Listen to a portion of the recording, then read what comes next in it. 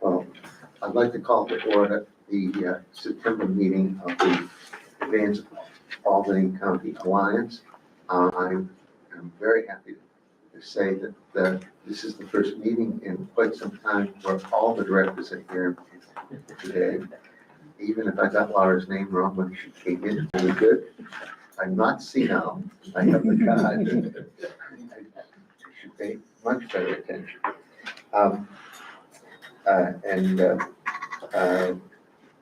We will have a motion to approve the minutes of the previous meeting. I'll move. Any comments or questions, having read the minutes? All in favor? Aye. Is there anyone opposed? Okay. Then let's go to the committee reports and let's have our friend Alexander and the finance committee report. So the finance committee met and has the following recommendations for the Alliance Board to consider. The first one is the adoption of the approval of the 2026 budget for the Advanced Albany County Alliance. This was presented at the finance committee and we're presenting it now to the Alliance Board. If any questions or concerns that were presented at finance committee, let us know. Amy, anything else to add? No? So with that, Mr. Chairman, we're proposing adoption of our 2026 budget for consideration by the full board.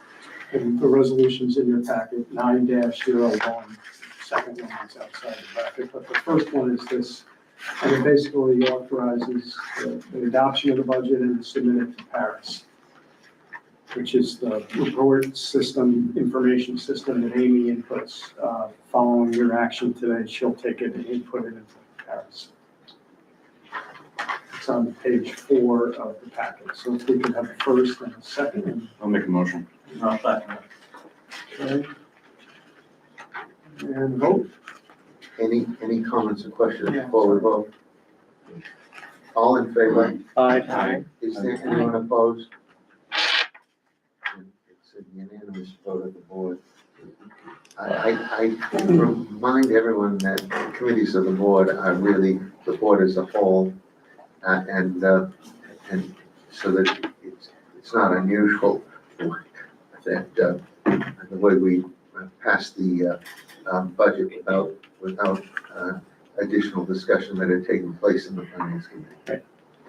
Mr. Chairman, the next order of business from finance committee report is to talk about our investment strategy, which was discussed in depth at our finance committee meeting.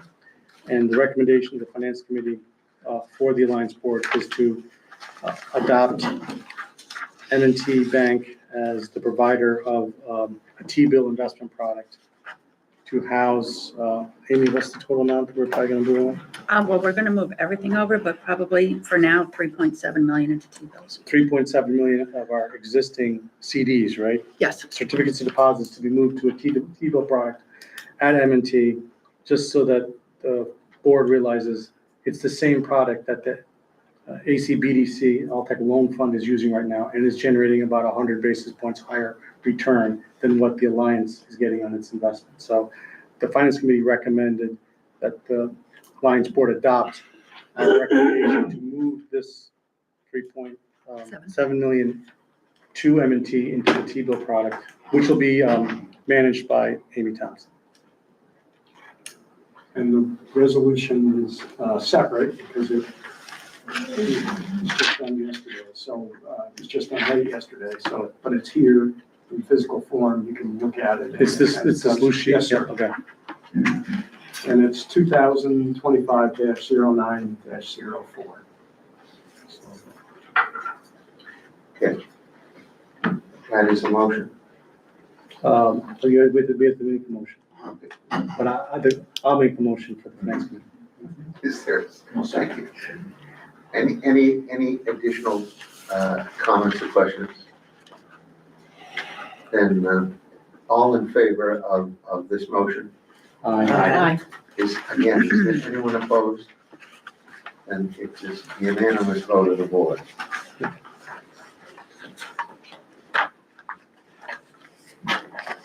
Anything else, Alan? No, that concludes the reports of the Finance Committee, Mr. Chairman. Then let's turn to the CFO. So the only thing I have for the CFO report is to go over the August year-to-date financials. Do you want? me to- Sure, I can take that.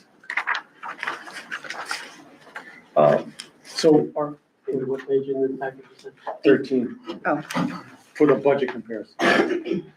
So for our 8 months year-to-date, concluding on August 31st, we had 3.9 million of income versus a budget of 1.78 of income, 1.78 million. But the big variance is obviously in that number is the Arts and Culture grant of 1.144 million, which we did not budget, but as we've actually received to date. Just so everyone knows, the hotel occupancy tax, we've received 347,000 versus a budget of 250,000. So as you saw from our annual budget, that number is going to be higher in 2026. The rest of the other variance in income is the stage grant of 681,000 versus we didn't have budget for that in 2025. So that those two items cover about 1.8 million in the variance. So those are the two big variance items. From legal and professional fees, we had budgeted 378,000, but we're over budget from an expense side by 294,000, primarily due to legal fees, which I'm sure related to our warehouse, right? And And actually, the professional fees too is related to central warehouse. yes, and we're That's not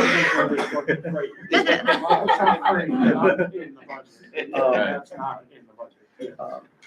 professional fees are also over by about 63,000, and that's, I think, also related to the warehouse, central warehouse. From other business expenses, we're slightly over budget by 117,000. Primarily, there's a few items. One is obviously insurance cost is higher than what we budgeted, and repairs and maintenance 23,000 versus a budget of I think 1,600. Is that property? Yes. Pearl Street? Yes. Okay, yeah. So, if you go to the next page.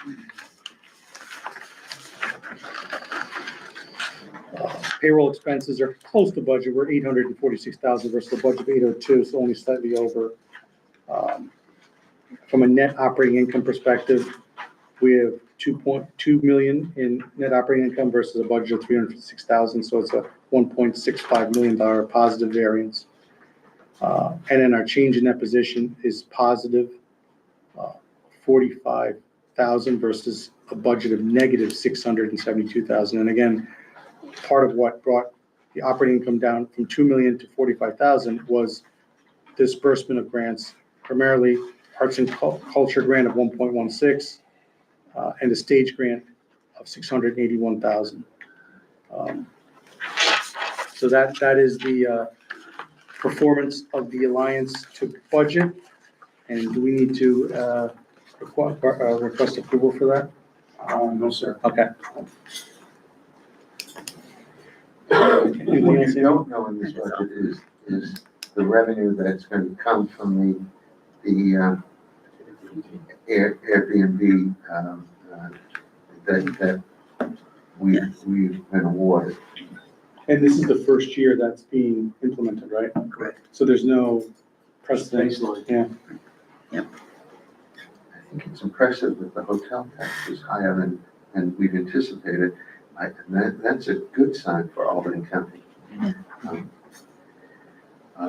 That's very useful. This is very good work. Thank you. Any comments or questions?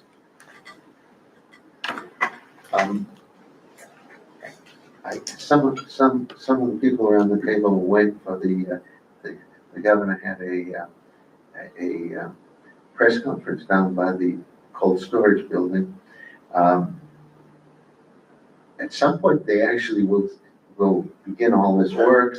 It was a really well done press conference and short, The closer you get to that building, the more awful that building looks. And, you know, you can anticipate or visualize what it might look like when it's down and the value of that land. But as long as I've been in Albany, they've been talking about taking this building down. I hope you get it down, Kevin, and soon. Well, somebody thought so much for land, they put a dispensary right next door to it, right? Right in front of it. This, Right in front of it. Brand new building. Right under the train track too, if I recall, right? I'm sorry? Right under the Amtrak. Right. anyways, you know, there are lots of things going on in Albany County, lots of positive things going on in Albany County. We have played a significant role in all of these things that are going on. This seems like a rational budget. And it shows the growth of the Alliance activities. Okay. Tom, do you want to talk about the conflict of interest forms? Yes, sir, thank you. So in your package today, this is an annual form that we have on our compliance calendar that we provide to the board members. And it's intended to provide both you and staff with an opportunity to consider your present positions, whether they be employment or other board positions. And it applies to you and your immediate family, parents, siblings, spouse, children.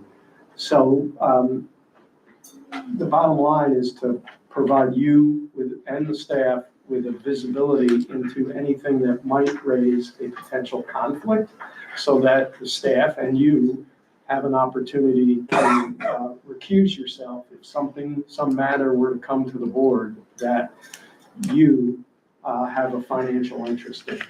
And so that's the thought behind this. Again, this is what I call a static check. It's once a year, it's sort of digital, 1 or 0. But throughout the year, it's incumbent on board members to think about if my positions change, if I get on another board, if my employment changes, update it so that, again, it's a tool to help the staff, help the board members to try and screen you out.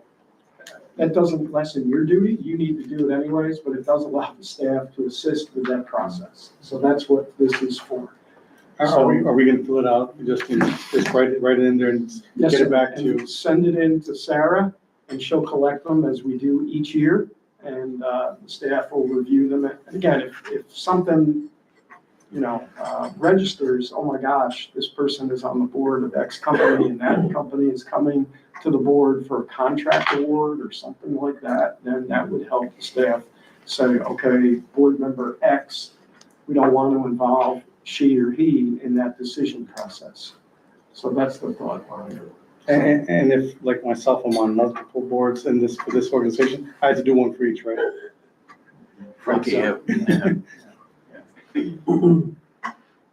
So that's it. And And I'd it's like to this kind one of get page, those, Tom. today's easy if you can do it, or this month. I mean, it's not a compliance checklist, I don't have to report this, but it is a best practice, so that's why we do it. But So it doesn't go into Paris at all? It's not- no, sir. just this page. Yes, sir. Yes.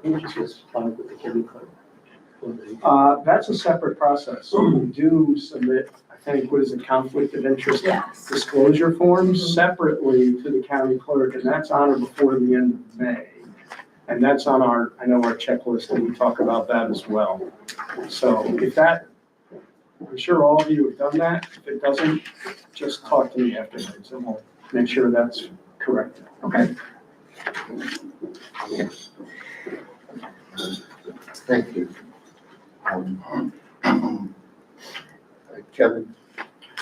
Great, thank you, Mr. Chairman, and good morning, everybody, and Helen, it's good to see you back in the saddle again. Thank you. We were all rooting for you while you were out, and glad to see you back in. I appreciate it. I appreciate it. All right, well, let me get started here. First, let me introduce, we've got a new employee with the county who's probably going to be involved in some of our things. Anne Marie Salmon joins the county from the city of Albany, so you'll be seeing Anne Marie's face around from time to time, and I'm sure, you will welcome her into the economic development fold as you have all the other county staff. Okay, by the way, did Mike McLaughlin join? Yeah, okay. Just did. Yeah, Mike McLaughlin is also joining us by via remote. He had another engagement that he couldn't be here directly, but let's just jump into it. So as you know, the Alliance manages some 5 or 6, if you include state, different entities. One of which is the Albany County Pine Hills Land Authority. This is the entity that was created, the state public authority that was created to purchase the assets of the closed College of St. Rose, which they successfully did in December of last year. And things are going along at a relatively good pace. Right now, we are in the process of undertaking our strategic master redevelopment plan for the campus. As you know, we hired the consulting group CPL to lead the team of a group of other consultants. That plan is underway. We've had 1 community meeting so far. We've got another one this coming Thursday. We hold these meetings up at the College of St. Rose. They're open to the general public, not only of the neighborhood, not only of the city, but the entire county. We're trying to solicit input from the entire county on what they believe should be the direction in which the campus is redeveloped. There is a good bit of interest out there on the campus, a lot of great ideas. How many of those will have the economic feasibility that we would all hope is still left to be seen. As you may know, the county has offered to buy 5 of the buildings on the campus, and with Tom's help, we're going through the process. Public authorities are a little process laden in the conveyance of real property.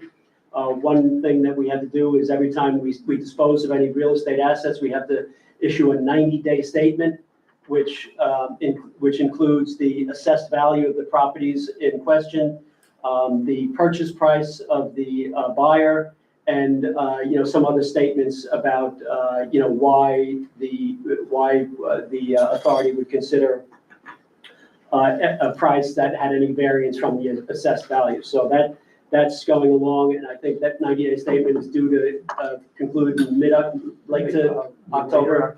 Yes, sir. So we'll see how all that goes. There has been some concern by local neighbors that of the county buying those properties before the land use development study is done. But I think that'll kind of get resolved. The way I talk about it is that thank God that the county stepped up and offered to buy these 5 properties. It provided, it got people back in that campus, warm bodies breathing human breath into those buildings. And that is the best security measure that you can take to prevent that campus from declining and turning into the kind of blight that we've seen with other campuses around the state and around the country that have just been abandoned. So we're looking for our consultants are presently meeting with all the developers in the community to get their ideas on what should happen there. And, again, all of this will be reflected in the master plan that we expect to have released in November. So a lot of activity there. You're all welcome to come to any of the community meetings. We've got this one next Thursday and one more in October on October 27th? 27th, so yeah, that's about right. And, that'll be the final public hearing that we have, or community meetings, as we call them, before the ultimate plan will be released. So, a lot of activity there. I'd also like to introduce you, I think most of you met Joe Galea, who's head of facilities. Joe's on location at the campus and is responsible for all the facilities. He takes care of all the headaches, from garbage to security to custodial, as well as taking interested parties on tour of the campus. So Joe is doing a great job up there, and we're lucky to have him. So let me move on to Central Warehouse. Does anybody have any questions on the St. Rose campus? Okay, so Central Warehouse, another low-profile project that we're working on. You all know the history of this project, various interests have bought the building with development plans, none of which, proved out. And the last iteration, it was determined that the best thing to happen for this building is to take it down. There seems to be a general consensus in the community of our elected officials to take this down. As you know, we did an RFP for demolition firms. We selected a firm. We had some litigation from a disgruntled bidder that was resolved and yet appealed again. But they were denied their request for a temporary restraining order, and so we're moving ahead. We expect that the way this project works is we first have to get all the permits. On that front, we got some good luck. The city has deferred to the county to issue the actual demolition permit, so the county is in charge of that, so that will streamline that whole process. But the next stage, after we get all of our permits, the demolition permit, the hazardous remediation permit, which is from the New York State Department of Labor. And these are very, very involved permit applications, with a lot of engineering and a high degree of detail that goes into these things. As you probably know, the environmental remediation that we're talking about is primarily asbestos, and it is a couple of sources. There were some pipes that were covered with asbestos. As you know, asbestos is a great insulator, and many pipes are wrapped in this stuff. And that's fine if they're stable, but once they get what they call friable, they have to get remediated. And with the demolition, all of the asbestos has to get remediated. There was also a coating put on some of the walls that had asbestos in it, some kind of coating to seal the walls and insulate to a degree. There was also some cork tiles that were put in the building that had the mastic to secure the tiles had asbestos in it. So, our contractors, Gramercy and the engineering firm Lero, are expert in this. They've done a lot of demolitions, and they've done a lot of demolitions over and adjacent to live rail lines, which is the other issue that we have to contend with. We've been meeting pretty regularly with Amtrak, and we're working through, what the requirements Amtrak is going to want to see. They've been extremely cooperative so far, but we're not finished yet, but we expect that to get resolved relatively quickly. That will not hold up the asbestos remediation. The asbestos remediation could go on before we get all of the I's dotted and T's crossed with Amtrak, but we cannot commence any demolition until we get the approvals from Amtrak. So things are starting. Our tentative schedule is to hopefully start remediation in the end of October, after which time we'll have all our permits. And this is a very, very highly regulated remediation. Everything has to be enclosed. All the debris has to be bagged and taken to the appropriate landfills and so on. The Department of Labor requires us, all of you, the Alliance, to hire an independent monitor, so that we have to have our independent monitor come in and watch what Gramercy and Lero is doing, and certify to the Department of Labor that everything's going along according to the remediation plan that's in place. Kevin, they're not having their own monitor, but we have to have our own. We have to have a monitor separate from our contractor. They like these checks and balances. There have been instances in the past, some of you may recall, maybe 15 years ago, there was a scam with school district asbestos remediation where a contractor was testing their own asbestos, and those people wound up doing an extended stay in Club Fed. So they changed some of these requirements, and it's very rigorous, what you have to go through, as it should be. This stuff is bad for you, people to breathe in. We will be holding a community meeting at the American Legion Hall in North Albany on sometime, I don't know if we're actually zeroed in, but October 9th or 10th, to communicate to the community, the area residences and businesses, what do you get, this is what you're gonna see happening here. And, one of the issues that the contractor told me that always comes up when they do this is that residents see these kind of fogs and they think it's dust. Well, it's actually not dust, it's water vapor. And the contractor sprays water vapor to keep the dust down. And, that's a good thing. But, if you didn't know that, you would see these plumes of this vapor and think it's, asbestos dust flying around and contaminating everyone and everything.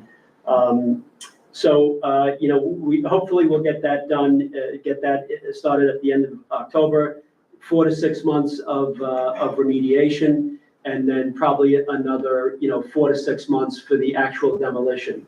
All of these things are, in the works. Permits have been requested and drafted, and meetings are going on with DOL and Amtrak. So, so far, so good. We still have a claim pending in front of the Court of Appeals, which Tom and our other outside counsel, Don Hillman from from Couch White, are representing us. And, our objective is to get this thing taken down and get it taken down safely, within budget, and so that we'll have a development parcel that we can then start working on. It is somewhat unfortunate that the cannabis store opened up right across the street from there. But it is what it is, and we'll have to deal with that. Kevin, so 4 to 6 months for remediation. How long then for the actual demolition? Probably another 4 to 6 months. We're hoping that we can get this done by the end of 2026 or the beginning of 2027. So what type of demolition? It's not going to be like. Well, an it's implosion, right? a good question. Everybody, we should have a demolition watch party. That would take about 6 months. That'd be one hell of a fine with me. But this is not implosion, like we see at Caesar's, casino in Las Vegas. It's not a wrecking ball even.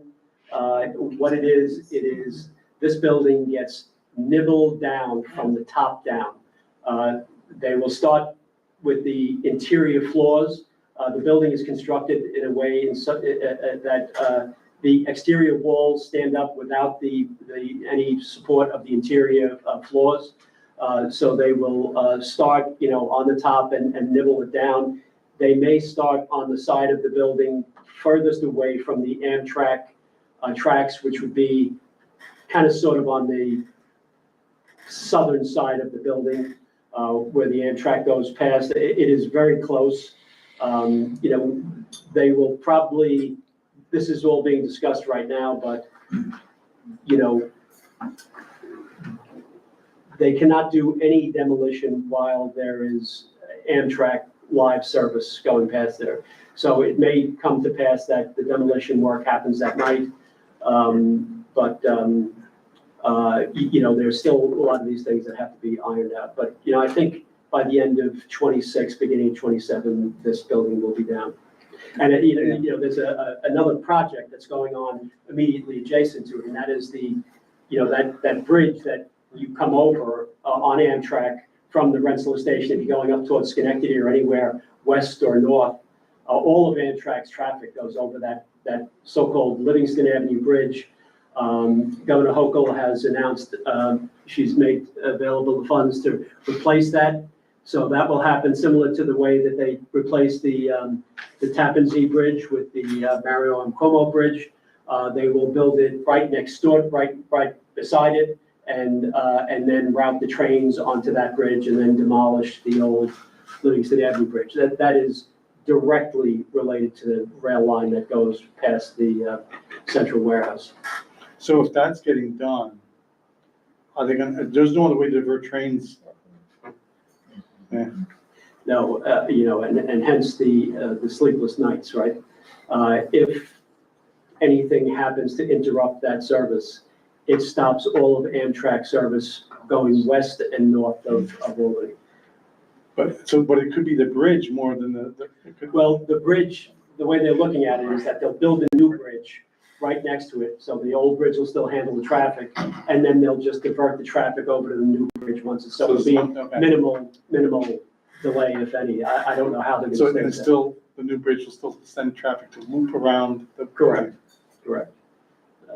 What we'll see happen is there will be what they call a debris shed that will be built over the Amtrak tracks that pass by Central Warehouse, just as precautionary measures, that, you may recall that Amtrak service had been shut down on that track because of debris falling from Central Warehouse. That's why those nets are up all over the warehouse now. Again, Joe is helping out. We've got, some great contractors on board to do this. And, we're confident we're gonna get this thing down. It's, everybody's very interested in getting this down as quickly as possible. But again, it's gotta be done, environmentally, sensitively, and of course, with everybody's safety at first hand. So the timeframe is possibly at the end of 2026? Correct. Might bleed over into 2027, we'll see. We'll have a better sense once what they call the means and methods are approved by both Amtrak and by New York State Department of Labor. That'll determine how long it'll take, how they're able to take the building down, dispose of the waste, and then dispose of the contaminated waste.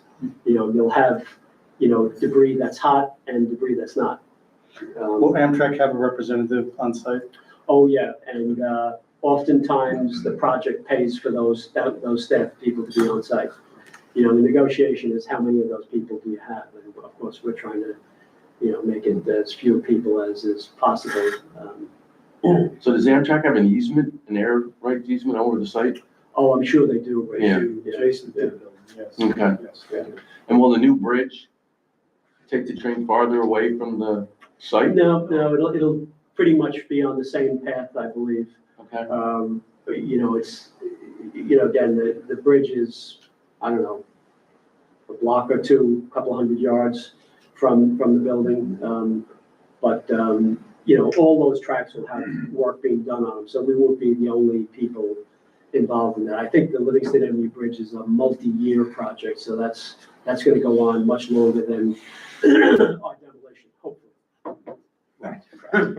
Our lips to God's ears. So any other questions on Central Warehouse? This is one of your projects, you are the legal entity undertaking this project. So there is, some responsibility. I feel very comfortable with Tom's advice and our outside counsel. Tom helps manage that process as well as the contract with our demolition company as well.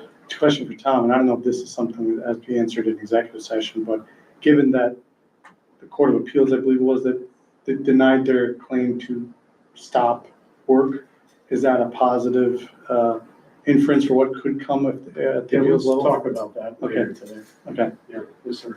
And there's a separate insurance policy for this project? Yes, And there that's is. budgeted for next year? Yes. It will change a Why do I bit. even ask? You're old. It will change a bit due to, we need a new policy with the demolition going on, but Mhm. we're working with Gramercy Lee Road. They have some, So as you may recall, this is a $14.6 million demolition project. And as the owner, you still have to have some. The New York State ESD is providing $11.6 million, and the county is providing $3 million. So, this is, very tightly budgeted project, and we've got to make sure that we bring it in, on or under budget as well. So with that, let me turn it over to Clayton Beck, who's going to talk about, the progress we've made on the single best economic development industrial site we have in the county, the Altech Steel site. Clayton? Stand up so I can get my good side. See you. Yeah. There we go. Thank you, Kevin. It's about the Altech site. The Altech site has been held to date by the Albany County in RAM foreclosure for back taxes. And on September 8th, the county legislature passed a resolution to transfer that ownership of the site to the Albany County IDA. The transfer should be completed by the county in a week or so we'll have ownership of them. And I think we can get other details. New York State Department of Environmental Conservation is still developing their site management plan for the site and now plans to share a 30% completed version by mid-October. The final plan to guide the safe, healthy, and DEC-approved development of the site is expected in the spring of 2026. Now that the site will be owned by the IDA, we've negotiated an updated liability letter with DEC to include the protection from liability of any unidentified site contamination while managed by both the Alliance and the IDA. Given that the customer load assessment by National Grid for the site was identified as up to 16 megawatts of power for potential manufacturers' use, we're now working with National Grid to begin a work request to design and install a new substation. Yeah, that just, excuse me for a second, that is huge for us. That we've got one site that National Grid is telling us out of the gate, you have up to 60 megawatts of power. This is a gating issue for many industrial sites. You know, Sandy Mathis, who did a lot of our site, shovel-ready site work, gets very excited when he hears numbers like that. Yeah. So which is why the site is such a strategic and critically important site. And that new substation will help make it a truly shovel-ready site. And finally, McFarland Johnson, the site engineer we chose, has begun data collection for the site's seeker review, generic environmental impact statement, and master plan targeting the best use for the site. Are there any questions or anything you'd like to add? Quick question, just out of curiosity, why does it get transferred to the IDA versus to the Alliance? Like, is there a reason why it goes to the IDA versus coming to the Alliance, or does it really not matter because they both fall Yeah, under the umbrella? it's a little bit easier given some of the property disposition and some of the exemptions that the IDA has that the Alliance does not, so. That makes sense. Any other questions for Clayton? That was a good question. Trying. Okay, one last thing for me, and I'll turn it over to Alan, is our favorite project, our former McDonald's site on the corner of Madison Avenue and Pearl Street. We've engaged in a project there, working with a group of local interests to redevelop the site. I'd rather not talk in public about it, what it is, because it's not yet ready, but I think this has got the potential to really turn this site around, make it something that'll be attractive to the community and something that'll be of strategic importance to the city and the county. There may be some daylight in that site after all. I would like to publicly thank Columbia Development. They helped do some conceptual design work on the site, which was very helpful in advancing the discussion amongst the various partners that we're working with. And, I have high hopes, and, this is something that seems to, again, to be one of these projects that enjoys kind of broad base of support from the various powers that be. So any questions on any of those things? Right, Alan? The Arts and Culture Council met 2 weeks ago to review the reports from the group of awardees and to discuss how we're going to further this effort to encourage funding for arts and culture in the future. And the response from the organizations that have received the money it's actually sad when you think about it, in terms of the fact that how desperate all these organizations were for outside funding. All of them today have sent in the updates that we expected them to complete when we made these awards. There were one or two changes, but we discussed whether that allowed them to continue to qualify for the grant that we had approved, and they were let, the group agreed that it was still worthwhile doing the funding, even if it couldn't accomplish 100% of what the original request was for. The real question right now is funding for in the next budget. I have strongly suggested to people on the committee and to any of the people that had received funding that they talk to their county legislative people, but Joanne Cunningham and Wanda Willingham have been at the awardee activities. County executive made the awards in the second round of awards. There have been discussions with county executive about putting the line item in the budget again. I believe the county legislature will be supportive, and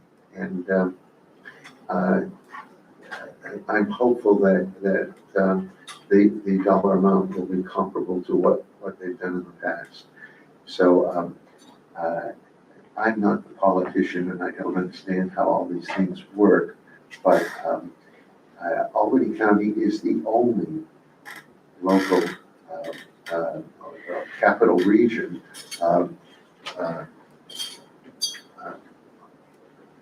not political, but governmental group that have been supporting arts and culture. And it's noted, people understand that there was money that has come from the government. Albany County has always included arts and culture in the AACA money and in the follow-up. So I'm hopeful that we'll be able to report back that it is in the budget. The council is now experienced and will run a lot more efficiently than it did last year. And hopefully other governmental agencies will see that if we don't have these arts and cultural organizations, there's nothing to build around in the downtown areas. And when you're recruiting individuals to come into the capital region, they expect to have museums, they expect to have symphonies, they expect to have theater throughout the county. So I think we've done a very good job. I hope that the funding is still available. I look at the development of the Costco facility out by Crossgates. I'm sure it's going to generate tons of sales tax money, and I hope that'll help too. And if you see any of our elected officials, I hope you'll encourage them, at least on this account, because as I've said to the county executive,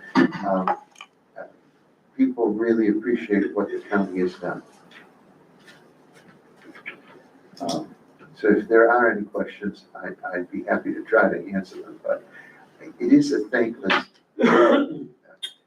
effort, because 33 organizations received funding. There were probably 33 more that really could have used it. There was a limited amount of money. it's, as I said, sad that, the federal government, state governments cut back and whatever they're doing for arts and culture. And, you know, at some point in the future, it'll come back to haunt them. But we're doing our fair share. Yeah, I think just a short comment. I think the committee that Alan put together on recommendations from the county executive and some members of the county legislature did a spectacular job on this.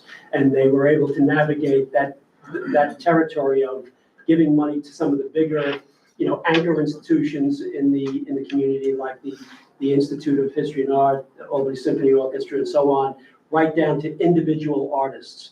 You know, people doing interpretive things on Underground Railroad as it relates to our region.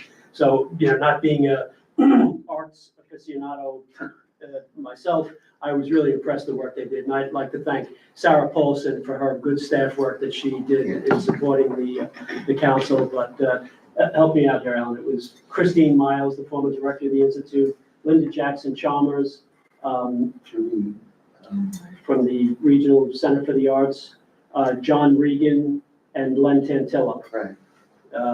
So all those people really spent, they individually went through every single one of these applications and made recommendations and very, very thoughtful and so on. So, any questions on the arts grants? So let me just kind of kick Kevin off on the stage grant. You know, we suffered a big setback in our region. You know, just to use the baseball analogy, since it is fall after all, we had some grand slams queued up with the offshore wind projects. We had over $2 billion worth of investment interest in the ports of Albany and the ports of Queen. That evaporated overnight with the new administration in Washington. So, you know, it's maybe not dead and gone, but it's absolutely postponed. So in the interim, you know, we're focusing on, you know, singles, doubles, triples. And, you know, we've got a pipeline of probably 70 or 80 projects reflecting, you know, tens of millions of dollars, not hundreds of millions, but tens of millions of dollars of investment and thousands of jobs, not tens of thousands of jobs as we would have had with the offshore wind effort. And I think these two projects that Kevin worked on, and these were not, you know, it's the same thing that, you know, many of you see in your own business. I certainly saw it in mine. Some of the smaller accounts take more time to service than the larger ones. The bigger guys just pay the bills and just, right? Yeah, the two lobbyists here, nodding their heads. But this requires a lot of work, and Kevin, and with some support from Clayton, have done a great job in keeping that going. And we track every single project that we have, that we've had conversations with. And, you know, a lot of them will come to nothing. But, you know, you've got to have the bomb squad mentality. You've got to treat everyone like a live one until you find out that it's not. So two of the success stories are the ones that Kevin is going to talk about right now. So Kevin, why don't you take it over? Thank you so much. Good morning, everybody. And if you recall with the Stage Act, you're the first level of approval, and then it goes to another committee, which will probably have a meeting in a week or two, and that board is made up of county officials or county employees. So the first one, I'd like to draw your attention to page 16, the resolution. The company's name is Kedemir. Kedemir was formed by a gentleman by the name of Dr. Barry Arkles. The good news about Barry is there's no confusion when he's in the room. He is by far the smartest one in the room. You don't even have to debate the fact. He will be the smartest one in the room. He currently has over 150 published articles on chemistry, and he has 75 patents to his name. He's a member of the National Academy of Engineers, which, if you know that organization, there's only 2,300 members in all of the United States and only about 2,700 members throughout the world. He's a recipient of the Frederick Stanley Kipling Award for Silicone Chemistry. He's part of the Royal Society of Chemistry and has won a number of awards, number of patents. The companies that he has started or worked for currently have over $1 billion in revenue. And through a competitive process, with the help of Kevin, the county executive, Joanne, we were able to keep him out of his hometown of Pennsylvania, and have him locate this company to Albany County in Latham, 6 British American Boulevard. The nice part is, just as we were competing for this opportunity, that building came for sale, and it happened to have companies that he can work with very closely. Siemens, Emerson, companies like that. So it is a perfect fit for him. What I am requesting today on behalf of Kedemir is a $2 million stage grant to be paid out over 2 tranches. Once they spend $11 million, we will give them $1 million. Once they spend the next $11 million, and these will be on eligible expenses, capital equipment, FF&E, and the building that they purchased. Currently, there's 110 jobs at that site. Because of Dr. Barry Arkell's buying this building, he's going to spend about $2 million on fit up and repair. All those companies have decided to stay in that building and work with Dr. Barry Arkell. And some of those companies were looking to relocate out. Absolutely. So we have 110 jobs currently on site, and Kedemir is committing to another 130 jobs at that site over a 5-year period. We had Camoin Associates do a economic impact analysis for us. Once the building is in full operation, $95 million a year drops to the bottom line of Albany County's economy.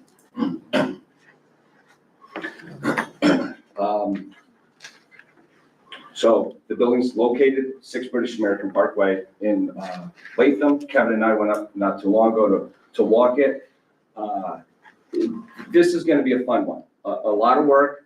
We also provided them a $1 million Altech loan fund loan for the help with the purchase of the building.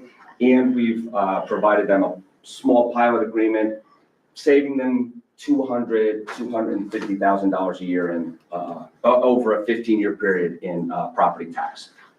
So what they work on is chemicals and the reaction between metals and silicones, which is perfect for the semiconductor industry and small medical devices. He is one of the leaders in this technology. He wanted to be near the Global Foundries and New York Creates, because that'll help. Those are the companies that he's going to be working with on developing out his technology. The reason that we bring this to the stage is if his chemical applications between silicone and metals can be worked out, the energy savings in making semiconductor chips will be drastically reduced. And it is a energy suck. It's a good energy suck because we have a lot of good high-paying jobs, but his chemical and his applications could reduce that energy consumption in making of a chip.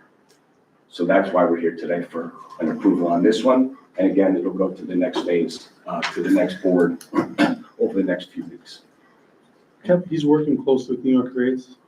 New York Creates, and and you know, it's interesting because you have a conversation with him. He's like, oh yeah, I just picked up the phone and called this chemical company in Germany, so we're just gonna fly over there and meet with them. And like he gets into these companies for his, based on his name and his reputation. There will be a kind of a relationship with the German semiconductor supply company as well at this location. So this is just a great project from a couple of different perspectives. And one of the things that this book. What will those 130 jobs be? So I mean, is it like if you go to page. engineers or? Yep, if you go to page 27, you can see a breakdown of the jobs. The first column, 25, 26, is the current jobs at the site, and then he will build out to 240 jobs over the next few years. Executives, senior engineers, senior scientists. The big one is going to be the technical work and station operators. He's going to have an additional 60 of those. Those are going to be your mid-tier jobs that somebody with a college degree with working in chemistry and chemicals, those are going to be jobs for those type of individuals. So all very high-paying jobs, type of jobs you want in your community. Kevin, didn't I see in here that they have to meet certain job requirements before getting the second tranche? Yes, so I'll work closely with Tom. They've provided us a schedule, and they also need to do the spend. And when they provided us this original budget below, they had other things in there that we aren't eligible reimbursable expenses. So we broke that down, and we're somewhere between $28 and $33 million in capital equipment, fixtures, FF&E, and that type of stuff. So Tom and I will work closely to make sure it is managed properly. And this project is a perfect alignment with our strategy to, semiconductor supply chain companies is one of the strategic industries we identified. Does it take a lot of space? The whole building is, I think, 72,000 square feet, plus or minus, and they've already got 3 tenants in there, so their space will be about 20,000 square feet. But the big thing is the equipment. They're gonna spend millions of dollars on capital equipment and testing equipment for this, to build out their process. If there's no questions, I think we would look for an approval or a vote on the resolution. There's a resolution on page 16. Tom, do you want to say anything about this? Kevin summed it up pretty good. I mean, the first 3 whereas clauses goes over the creation of the local law by Albany County that created this program and then designated this entity as the grant and the program administrator.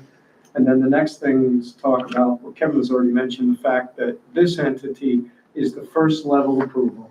The actual funding determination is done by what's called the stage committee. So when you look at the whereases, you're approving this to be forwarded to that committee, and you're recommending to that committee, this is your input, they will make their own determination as well, that you believe it should be funded at the recommended funding. So stage grant requires 2 sets of kind of approvals, us and then The actual committee, yes, sir.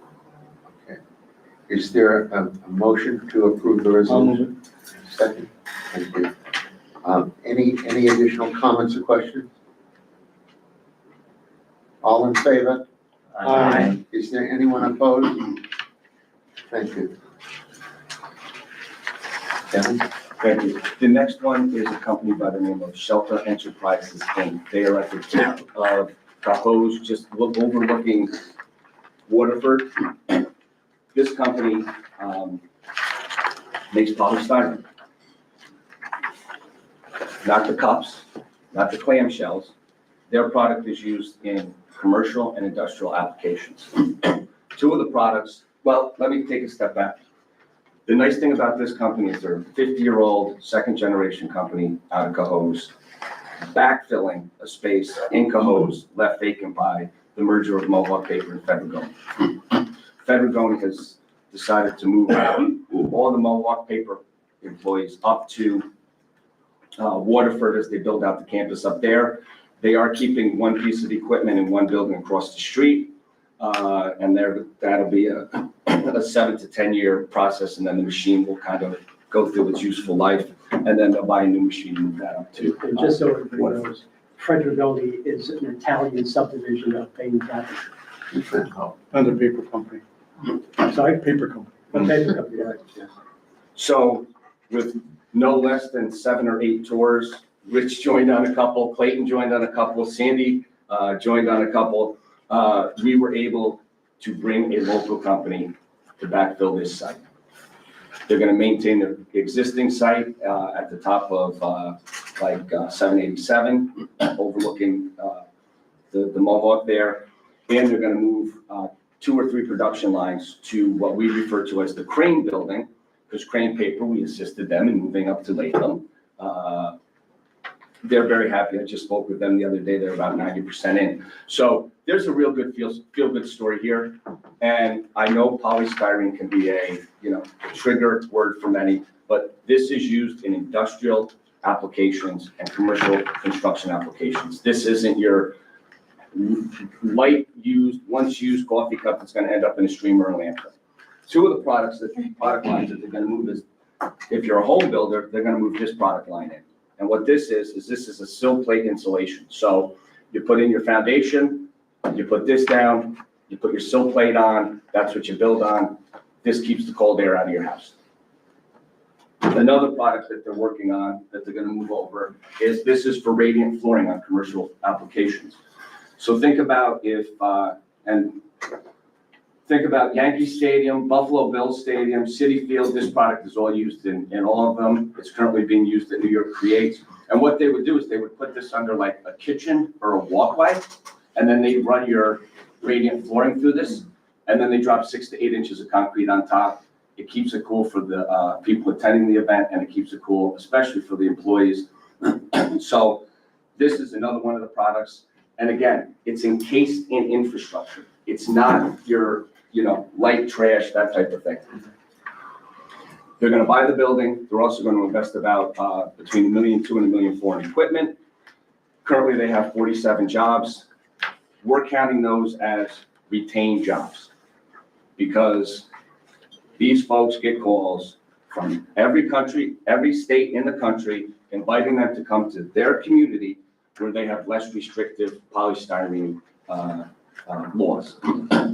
The county executive and legislature banned coffee cups. We're fine with that. Again, not the same thing. It's currently used in the Quackenbush Garage. It's being used at New York Creates. So 47 jobs retained because they've been looking throughout the community. They've looked in Troy, they've looked in Saratoga, and that was confirmed by their broker that we're friendly with. So we're keeping the jobs in the county, and they're expecting 9 more jobs over the next 3 to 5 years. Total investment, I think, is about almost $3 million. We looked at, they originally applied for $1 million. Unfortunately, that doesn't work based on the 10-to-1 match. So my recommendation is they're gonna spend about $3.5 million, just shy of $4 million, which would make them eligible for up to $350,000. And, just a cool little company. The other thing I want to draw to your attention is, because I think this fits with part of the county's environmental strategy, is this is a recycle bin outside of their property. They are the only styrofoam recycle for 135 miles. There's a bin right outside of their office, and people come by and they drop off their styrofoam. So if you get furniture that comes with styrofoam, you have an old cooler because you went up on your boat, you can just drive by and you can throw it right in their bin. They look at it as they're part of their stewardship, and they love it. Most of their products have 10% recycled styrofoam, so the more we can fill those bins, the better it is for the environment here in Albany County. As opposed to the first company that we were talking about, those were high-paying jobs. Are these solid blue-collar jobs? These are your blue-collar jobs, yes. Many of which walk and bus to work. Kevin, what's the square footage of the building that they're moving into? It's got a mezzanine. I think it's 61,000 square feet, and that includes a mezzanine. Where the offices were? Well, they can actually put this product, this line on it. It's usable space. It's not really built out as office. Mohawk, the way Mohawk worked is they had one large office in the mill building. So this was more for light assembly and packaging, and actually Crane was up there because that's a very artisanal type of product that they make. So they were all up there. So you convinced them to sell the building? Rich, we got there. Wow. We got there. I thought, I was walking away from it going, they're not gonna sell it as a one-off, but they needed the money. No, Tom O'Connor from, Yeah. was very helpful. Oh, he's great, yeah. and this should close by the end of the year. It's better You've going. got enough steps in that building to classify as a marathon runner now, so. Well, I caught myself doing the tour once. Yeah. I was like, oh, wait, Tom, you can take over the tour, because I had been through it so many times. So there's a resolution on page 37. So is there a motion for this resolution? Thank you. Will you have to amend it? Because you have $1 million in here. That was the request. If you go to the next page, the recommended is 350,000.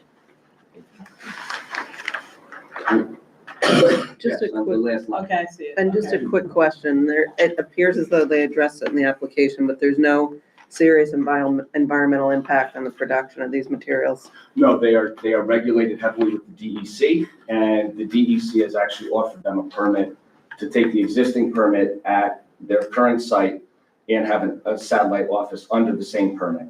But they're not gonna at this time, they're not gonna manufacture the product at the new building. It's all under one air permit up in their current building.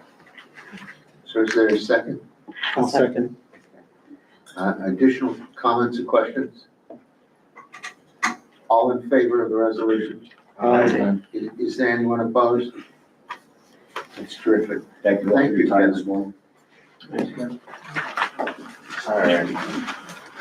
Then, is there any other business that anyone around the table would like to bring up before we move to executive session? Okay, Yes, sir. So the motion to executive session, if the board should choose to do so, would be to move for, to discuss the terms and, employment history of certain individuals and potential appointment or retention of certain individuals or corporations. Those would be the two, and also to seek and obtain counsel from your legal representative. So three reasons. okay, is there a motion? Move it. Second? Second. All in favor? Aye. All right, we're moving into executive session. I get